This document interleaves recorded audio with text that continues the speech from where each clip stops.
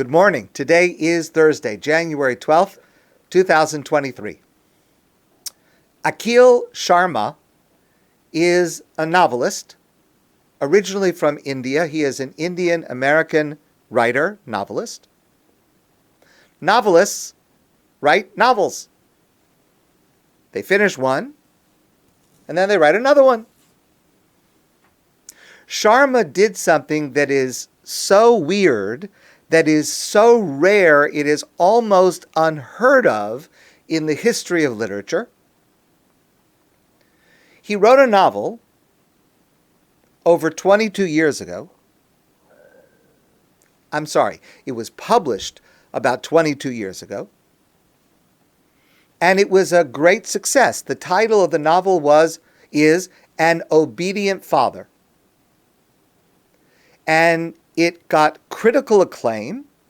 It was his first work, which is it's rare for anyone. It got awards, critical acclaim.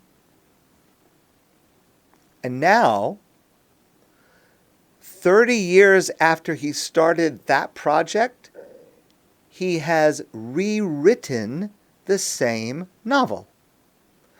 He's just published An Obedient Father again. It has the same title. It has a different ending. The emphasis of some of the characters has shifted. It's basically the same story, but with differences. And it's amazing because nobody does that. You write one, and then you write another one. Randall Jarrell is a poet and a critic of literary criticism, and he wrote, "A novel is a prose narrative of some length that has something wrong with it." That is a great line. And when I read about this, it resonated with me, something that is an integral part of my work life.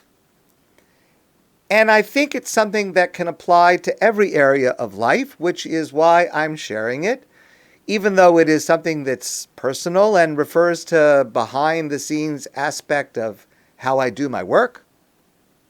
And it starts with a story from when I was a teenager. I was born and raised in Memphis, Tennessee. When I was 14, starting high school, I left home to go to Ner Yisrael, to yeshiva in Baltimore, and I would come home to Memphis for summers and for vacations. At home, there were several different places that my family and I would go to daven. And on Shabbos morning, I enjoyed one place where the rabbi at that place was a very good speaker. What he shared on Shabbos morning was deep, and it was well delivered, and I often went to this place on Shabbos morning because of that. Memphis was and is a small Jewish community, and our families knew each other. I was in school with one of his daughters. We knew each other. One Saturday night, my parents asked me to take something to his house. I don't remember what it was, some errand they asked me to do. And so I came to his house. It was just after Shabbos. And he was sitting at a table, writing, with Sfarim, Jewish books, open in front of him. And I assumed that he was writing a Dvar Torah. And I said to him, it was just after Shabbos had ended, so I said, "Are you working on your speech for this coming Shabbos, for the next Shabbos?" It seemed logical to me. He was getting kind of an early start. One Shabbos had ended, he started working on the next Shabbos. That's what I assumed. So I said, "Is that what you're working on?" And he said, "No." He said, "I am writing the speech that I delivered this morning in shul." And then he said, "Every speech I write it 3 times. I write it once before I deliver it.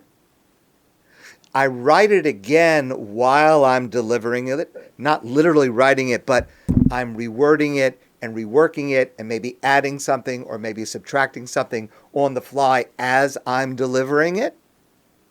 And then the third time is I write it after I've delivered it to make it better than it was when I actually delivered it earlier this morning. And somehow that nothing of a story hit home for me, and throughout my career, I do that. I prepare it in advance. While I'm speaking, I will make adjustments on the fly.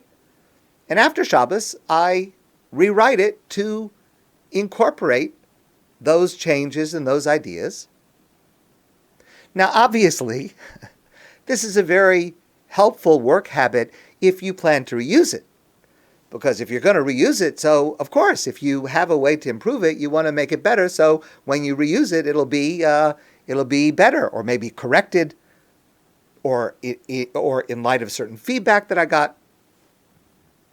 But even if you're not going to reuse it, I would say especially if you're not going to reuse it, it is an admirable trait to want to make something better, to want to make something that you do or that you have as good as you possibly can. Now, of course, doing something new is good. It's necessary. You can't live your whole life stuck on one project. But to also see the benefit of improving what you already do, improving what you already have, this is, I think, a crucial trait in every area of life. The previous Lubavitcher Rebbe, Rabbi Menachem Mendel Schneerson, once said, if you see what needs to be repaired and how to repair it, then you have found a piece of the world that God has left for you to complete. So building and creating is important, but it's also important to correct, to make better what is already there. My friends, I want to wish you a great day, and I look forward to seeing you soon in person.